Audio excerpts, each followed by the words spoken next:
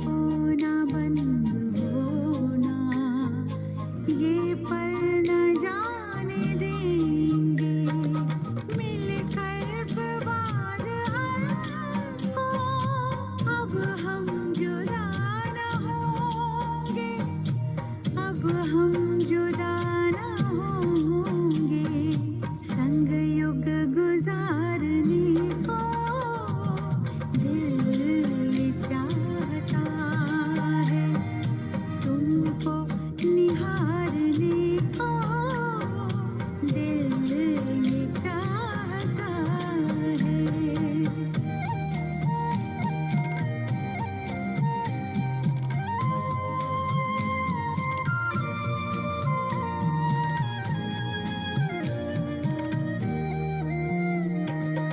अरमानों की ये बस्ती,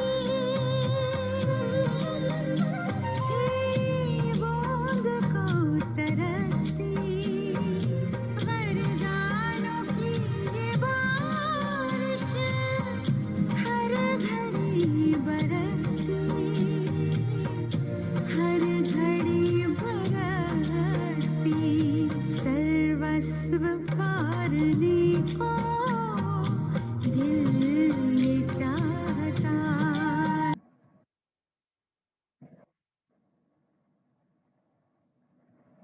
अभी तक हमने राजयोग में स्वयं का परिचय देखा कि हम कौन हैं।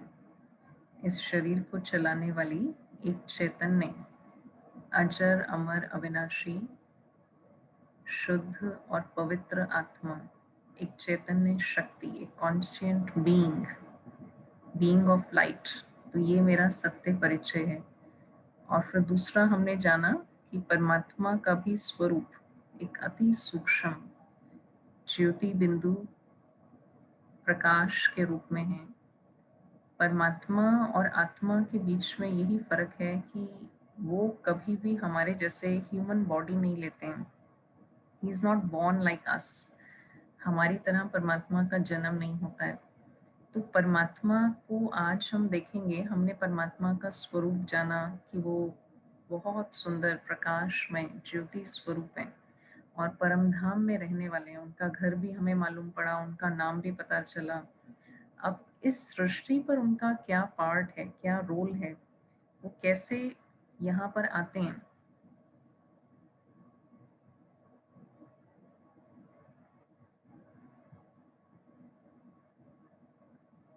कब आते हैं इस दुनिया में, वो हम आज देखते हैं। तो कल हमने जो देखा था कि ये सृष्टि का चक्र, समय का काल चक्र कैसे चलता है। ये काल चक्र पूरा 5000 वर्ष का है और शुरुआत होती है इसकी सतयुग से। राइट साइड से जैसे क्लॉकवाइज अगर हम चलते हैं तो सतयुग, त्रेता, फिर द्वापर, कलयुग। तो कलयुग का जब एंड होता है, कलयुग के अंत से थोड़ा समय पहले, बहुत थोड़ा ही टाइम पहले, भगवान का इस सृष्टि पर आना होता है। और परमात्मा इस दुनिया के परिवर्तन के लिए, जो भगवान का मेन काम है कि दुख को खत्म करके सुख लेकर के आना, इम्प्योर वर्ल्ड को प्योरीफाई करना। परमात्मा जो पतित पावन है, पाप कटेश्वर, मुक्तेश्वर, जिसको सदगति दाता बोलते हैं, और जो सबको लिबरेट करने वाला है, लिबरेटर है।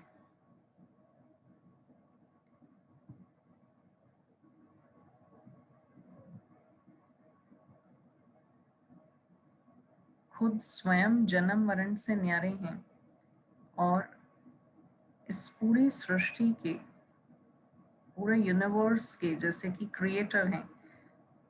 तो परमात्मा खुद स्वयं ब्रह्मा, विष्णु और शंकर के भी रचयिता हैं, त्रिमूर्ति हैं। वो हम जानते हैं ऐसे कि परमात्मा के लिए आप देखेंगे गॉड में 3 लेटर्स हैं, GOD, गॉड मतलब जनरेटर, ऑपरेटर और डिस्ट्रॉयर। और हम सब ने ये सुना है कि ब्रह्मा जी जो हैं वो सृष्टि की क्रिएशन के लिए रिस्पॉन्सिबल हैं, विष्णु जी उसकी पालना के लिए,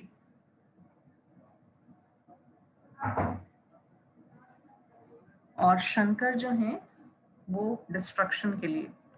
लेकिन इन 3 देवताओं को भी बनाने वाला कौन है? ब्रह्मा, विष्णु, शंकर कहाँ से आए और उनके थ्रू कौन ऑपरेट करता है? तो स्वयं जो निराकार परमात्मा शिव हैं, जो ज्योतिर्बिंदु ऊपर दिखाए गए हैं, ये ब्रह्मा, विष्णु और शंकर के थ्रू इस पूरी दुनिया को चलाते हैं। जैसे कि हम सबने देखा है, शिवलिंग जब हम दर्शन करते हैं मंदिर में शिव जी के, तो उसमें 3 लाइन्स देखते हैं और बीच में एक बिंदु होता है। तो ये बहुत सिग्निफिकेंट है। हम मंदिर में जाते हैं तो सभी देवी देवताओं के मतलब चित्र होते हैं, मूर्तियाँ होती हैं, लेकिन एक शिवलिंग है जो सबसे अलग होता है और वो यूजुअली मंदिर के बाहर होता है, अलग होता है और धरती पर होता है। उसका वो भी बहुत ऊंचा नहीं होता है, बेस भी। तो परमात्मा खुद जो स्वयंभू, जिनको शिव शंभू भी कहते हैं, मतलब स्वयंभू, जो स्वयं ही भू पर इस धरती पर आते हैं, या जिसको मुसलमान लोग खुदा कहते हैं। खुदा मतलब खुद आ, जो खुद ही आता है, खुद ही स्वयं ही प्रकट होते हैं। तो उनकी याद में जो ज्योतिर्लिंगम बनाया गया है, परमात्मा शिव जो कि निराकार है, हमने देखा था शिव मतलब जो बिंदु स्वरूप, ज्योति स्वरूप और कल्याणकारी हैं सबके। तो उनकी प्रतिमा जो है वो एक शिवलिंग के रूप में बनाई जाती है, जिसको हम पूजा करते हैं। उस शिवलिंग के ऊपर 3 लाइंस होती हैं और बीच में एक डॉट होता है। तो ये जो 3 लाइंस हैं, ये ब्रह्मा, विष्णु, शंकर को दिखा रहे हैं और उसके बीच में जो बिंदु है वो स्वयं इन तीनों देवताओं के रचयिता, त्रिदेव रचयिता स्वयं त्रिमूर्ति परम पिता परमात्मा शिव हैं। भगवान खुद तो निराकार हैं, तो वो रहते हैं सुप्रीम अबोर्ड में, परम धाम में, और ये 3 देवताओं के थ्रू वो इस सृष्टि को चलाते हैं। जैसे यहाँ पे हम देख सकते हैं, परमात्मा स्वयं तो परम धाम में रहते हैं और इस फिजिकल वर्ल्ड में जो ये दुनिया चलती है, इसके और परम धाम के बीच में एक सूक्ष्म लोक है, जहाँ ब्रह्मा, विष्णु और शंकर रहते हैं और उनके थ्रू वो इस दुनिया को चलाते हैं। तो हमने देखा कि कैसे कलयुग के अंत में परमात्मा का इस सृष्टि पर आना होता है। तो वो आपको समझाएंगे, कल हम डिस्कस करेंगे कि कैसे परमात्मा इस सृष्टि पर आते हैं, कहाँ पर आए भगवान, कैसे हमको ये मालूम पड़ा और कैसे हम उनको जान सकते हैं, पहचान सकते हैं। वो हम कल लेंगे चैप्टर। आज हम ये समझते हैं शिव कौन है वास्तव में। तो हम जो देखते हैं, यूजुअली शिव और शंकर को एक ही माना जाता है भक्ति में, लेकिन ये दोनों अलग अलग एंटिटीज की प्रतिमा है।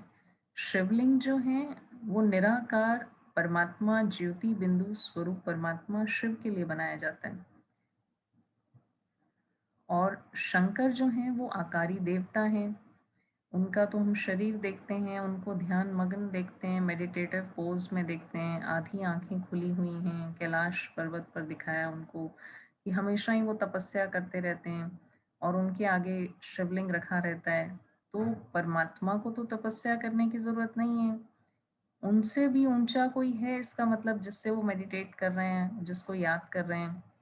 और भगवान हम उसको कहेंगे, परमात्मा तो हम उनको कह सकते हैं जिसको सारे धर्म के लोग माने, क्योंकि हमने जाना था कि परमात्मा सर्वधर्म माननीय है, एक्सेप्टेड बाय ऑल रिलीजन्स। तो शंकर जो हैं वो तो सब धर्मों में उनको नहीं याद किया जाता है, और फिर उनका शरीर है, आकृति है। परमात्मा तो निराकार है, परमात्मा परम धाम ब्रह्म लोक में रहते हैं। शंकर जो हैं वो सूक्ष्म वतनवासी हैं। परमात्मा का कर्तव्य है कल्याण करना, सबका भला करना, और शंकर जो हैं वो विनाशकारी हैं। हम ऐसा सुनते हैं कि जब शंकर जी ने तीसरी आंख खोली तो इस दुनिया का महाविनाश हो गया। नाम भी अलग है। हम जब मंदिर में जाते हैं तो हम कहते हैं हम शिवालय में जा रहे हैं, कभी भी हम ये नहीं कहते हैं कि हम शंकरालय में जा रहे हैं, शिवरात्रि मनाते हैं, हम शंकर रात्रि नहीं मनाते हैं। तो परमात्मा शिव का इस धरती पर आना, कलयुग की घोर अंधेरी रात जब चारों तरफ अज्ञानता और विकारों का अंधेरा छाया हुआ है, तो उस समय परमात्मा जो ज्योति बिंदु या कहें ज्ञान का सूरज, जब परमात्मा इस धरती पर आते हैं तो उस रात्रि को वो खत्म करते हैं। इसलिए उनका जो जन्म है वो शिवरात्रि बोला जाता है। वैसे तो श्री कृष्ण जी का जन्म भी रात को 12 बजे दिखाते हैं, लेकिन उनका जन्माष्टमी मनाई जाती है।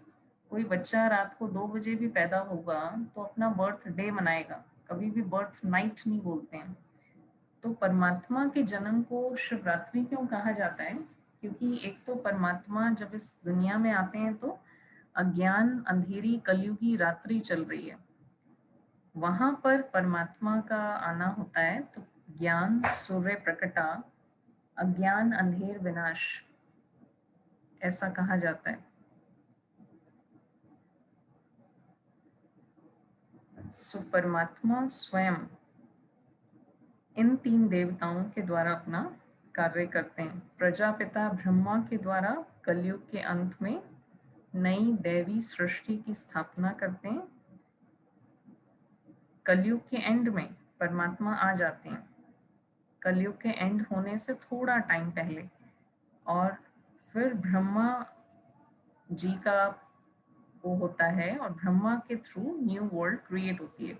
जब नई दुनिया की स्थापना कंप्लीट होती है तो शंकर के द्वारा पुरानी दुनिया का विनाश होता है, और जो नई फिर सतयुगी सृष्टि आती है वहां पर विष्णु के द्वारा इस दुनिया की पालना होती है। अब विष्णु जी कौन है उसको भी आज हम समझते हैं। हमने देखा है विष्णु जी को चतुर्भुज, 4 हाथ दिखाते हैं। अब ऐसे तो कोई 4 हाथ वाला मनुष्य नहीं होता है, लेकिन ये 4 हाथ उनको क्यों दिखाए हैं, 4 हैंड्स, 4 आर्म्ड? ये एक्चुअली लक्ष्मी और नारायण को कंबाइंड, इकट्ठे दिखाया है, युगल हैं, ये कपल फॉर्म है। तो परमात्मा लक्ष्मी और नारायण के थ्रू न्यू सतयुगी सृष्टि की पालना कराते हैं। तो इसमें 2 हाथ लक्ष्मी के हैं, 2 हाथ नारायण के हैं, इसलिए इनको 4 हाथ दिखाते हैं। तो विष्णु जी जो हैं उनके थ्रू भगवान पालना कराते हैं। तो ये हैं परमात्मा के दिव्य कर्तव्य है, मारा नहीं जा सकता है। तो जब आत्मा अनादि और अविनाशी है, लेकिन हमारी यहाँ धरती पर पॉपुलेशन तो बढ़ रही है, so Mm, where the new souls are created or from where they are coming, mm, so there must be some other space from where they are arriving on this earth. सो ये सारा जो ज्ञान है ये किसी को भी मालूम नहीं था इस धरती पर। नो रिलीजियस लीडर और साइंटिफिक पर्सन या किसी भी साइंस वाले को, रिलीजन को, किसी रिलीजियस बुक में किसी में भी ये नॉलेज नहीं थी जो आप यहाँ ये राजयोगा मेडिटेशन कोर्स में सुन रहे हैं। All this knowledge has come from God Himself. And during the course, only you understand how God has come and how He has shared this knowledge. और इस नॉलेज में मतलब जब जैसे आपका कोर्स कंप्लीट होता है and when you understand all the aspects, then you are able to relate it to one another. इसमें कोई भी बीच में गैप नहीं रहता है। जैसे एक सर्कल है, मान लीजिए अगर हम एक पूरा सर्कल ड्रॉ ना करें, उसका थोड़ा सा सेगमेंट छोड़ दें और किसी से भी पूछें ये क्या चीज़ है, तो usually people what would they do, they would assume they will complete that segment and say that okay it's a circle. But यहाँ पे जो हम राजयोगा मेडिटेशन में जो सीखते हैं ज्ञान, it is complete in itself and it does not require you to put your own assumption and to complete that circle. So souls यहाँ पे इस आ रही हैं वहाँ से, उसको हम परम धाम, शांति धाम, ब्रह्म लोक, मुक्ति धाम, निर्वाण धाम ऐसे बोलते हैं। वहाँ पे परमात्मा भी वही निवास करते हैं। He is just like this father of all the souls. And in this world, in this region, there is no difference. ये यहाँ धरती पर होता है। हम कंट्रीज हैं, हमारे रिलीजन्स हैं, कास्ट हैं, कल्चर्स हैं, प्रोफेशंस हैं, you know, there are so many things with which the man is divided these days. भाषाएं I इतनी, mean, that is, yes. so it's all on earth, but there we are just a soul and just a conscious being and child of God, and all the souls are, you know, living together as, you know, stars, very lovingly knitted family of souls with the Father of soul there. And इसीलिए हम देखिए बोलते हैं ना, हमेशा सब बोलते हैं कि ऊपर वाला देख रहा है, ऊपर वाला जानता है, God knows, and all the messengers, even all the messengers have pointed upwards. सारे गुरु सब लोग ऊपर की तरफ इशारा करते हैं. They see up, they say that okay, the one who is living up above and beyond, he is seeing that. Up above का क्या मतलब हुआ? Up above, Earth is round, right? No, up above, Earth is a round sphere. beyond this physical dimension, ऊपर, इससे भी ऊपर, बहुत दूर, जहाँ सूरज चांद की रोशनी भी नहीं पहुंच सकती. ऐसे गीता में ऐसा लिखा हुआ है कि I am the resident Param Dham, I live in that abode, जहाँ तुम्हारे सूरज चांद की रोशनी भी नहीं आ सकती. मतलब even if we combine 1000 suns, their light can not go to that world. Okay. इसलिए भगवान को कहते हैं ना कि वो जब अर्जुन को कहते हैं साक्षात्कार हुआ, so he saw very bright, 1000 sun से भी bright, god is very bright, I can not see, I can not face it, बहुत तेजोमय है. तो एक्चुअली में गॉड कोई इतना ब्राइट नहीं है, but it is just in comparison to the physical. It is said that physical suns को हम इकट्ठा कर दें तो उनकी लाइट वहां नहीं जा सकती है. That is a self illuminated world, जिसको हम ब्रह्ममय तत्व, जो red red golden golden region दिख रहा है आपको, इट इज कॉल्ड ब्रह्ममय तत्व और द सिक्स्थ एलिमेंट, जहाँ पे सिर्फ सोल ही जा सकती है. मतलब only consciousness can go here. There is no sound, there is no light, it is illuminated in itself. So there is no day and night, there is no time, there is no space, there is no distance. मतलब कोई ऐसा नहीं कि हम कहें हम भगवान से 1 किलोमीटर दूर बैठे हैं या 1 मीटर दूर बैठे हैं. ये समय का और डिस्टेंस का जो वो है, ये इस धरती पर चलता है. अभी भी हम देखें, even humans, you know, our mind transcends time and space. You can go back to your childhood, your body cannot go back, no organ in your body can go 40 years back, but you can memorize. Okay, मैं यहाँ खेलती थी बचपन में, ये मेरे friends थे, मेरा स्कूल था. So who is able to travel back in time? Physically तो आपका ब्रेन तो नहीं जा सकता है वापस, या आपकी कोई भी ऑर्गन नहीं जा सकता है. That is your mind. So mind is very subtle, बहुत सूक्ष्म है और बहुत पावरफुल है. We have not harnessed the power of our mind up till now, just because we are engrossed in the mundane and the physical so much, in our role and our routines and relationships and responsibilities in the world, we are so much caught up that our thoughts are just about these, मतलब अपना daily routine, और उसमें से ही हमें time नहीं मिलता है कि हम कुछ और सोचें, उसमें से बाहर निकलें. So spirituality gives us that chance to. But none of our souls, sorry to interrupt, हाँ but ji. none of our souls have any memory of this Paramdham. If we All of start us, meditating, then you will definitely have, we all have latent memory, we all look for peace. There is a common thing which every human being looks for, is that is peace, because this world is totally peaceful. यहाँ पे thoughts भी नहीं होते हैं. Soul does not need to think, because यहाँ पे body नहीं है, उसको कुछ खाना नहीं है, कुछ पीना नहीं है, कुछ नहाना धोना नहीं है, कहीं आना जाना नहीं है, कोई जॉब नहीं करना है, कोई काम ही नहीं है, तो फिर वो आराम से बैठी है. Soul is just held back very peacefully, जैसे आपके डब्बे के अंदर आप किचन में दाल रखते हैं, सो द सीड्स, दाल जो है वो सीड की फॉर्म में जब डब्बे में पड़ा है तो पड़ा हुआ है, वो सालों साल पड़ा हुआ है. When you put that seed in water और mud, then it germinates. So when the soul comes in this world, takes a body, then it starts to express itself.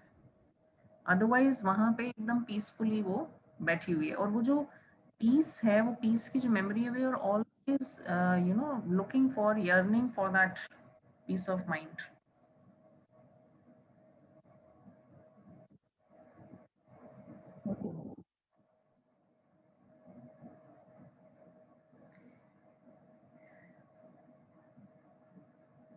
So tomorrow we'll definitely take that, how God comes and how God has given this knowledge.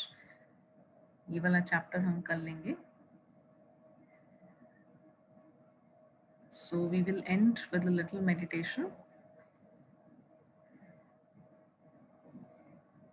एकदम relax होकर के आप बैठ जाइए.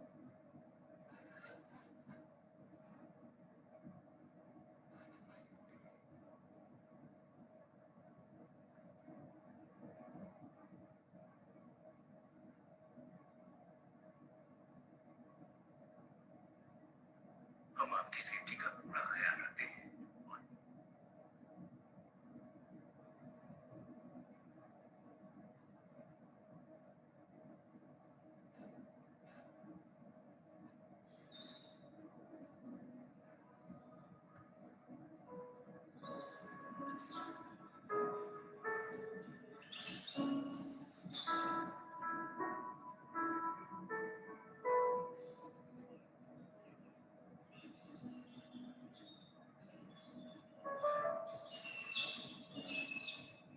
Gently focusing my attention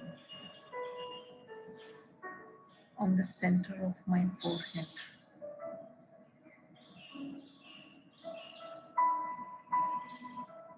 This is the seat of the soul, the being of light, the consciousness.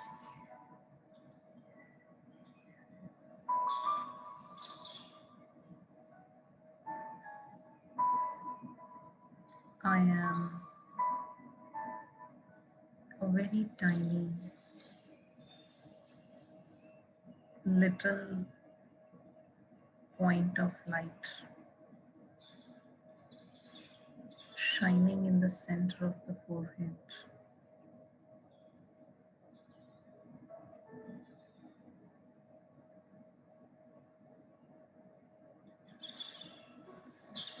I am child of the Supreme Soul, who is also like me.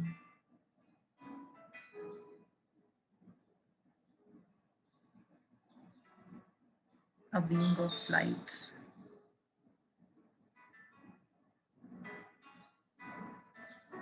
but almighty, ocean of all the virtues, ocean of happiness, ocean of love, ocean of peace. So just visualize in your mind, imagine that being of light in front of you, showering happiness and love upon me. And I am filled with happiness,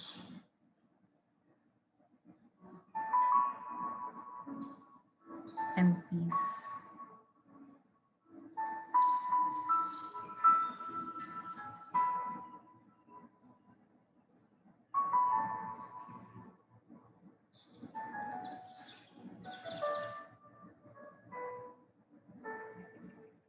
So with these feelings, just continue to sit in this peaceful state.